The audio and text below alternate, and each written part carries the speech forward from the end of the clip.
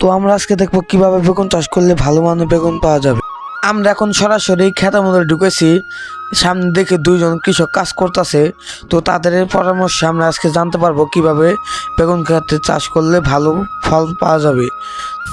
তো দেখতে পাচ্ছেন এই চড়া খেতে এই রোদ্রের মধ্যে তারা কিভাবে বেগুন খেতে করতেছে।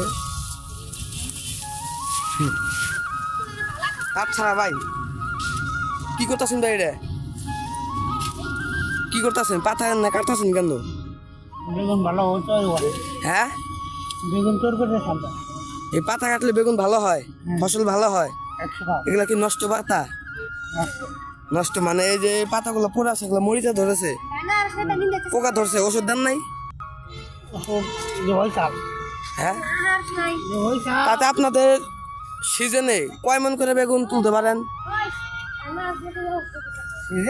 হ্যাঁ, প্রতি ধরেন মাসে অথবা কিভাবে বেচেন? মাসে বেচেন নাকি প্রতিদিনই বাজারে নিয়ে যান? কয় কেজি করে ওটা? 50। কালো তো অনেক বড়।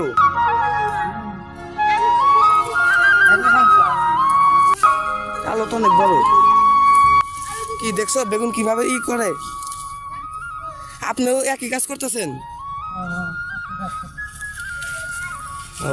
আপনাদের দুজনের বেগুন চাল এটা না? হ্যাঁ, আমরা যখন চলে যাব তখনই সামনে দেখি সামনে কিছু মরা বেগুন গাছ রয়েছে। এই মরার কারণটা কি? এই গাছগুলো এভাবে মরছে কেন? এই কারণে আমরা তাদেরকে জিজ্ঞাসা করলাম। মরে গেছে কারণ এই যেগুলো বেগুন তো ধরছে। হ্যাঁ, বাড়তি হয়ে গেছে। এরকম ভাবে পাতা কাটা দেন ফসল।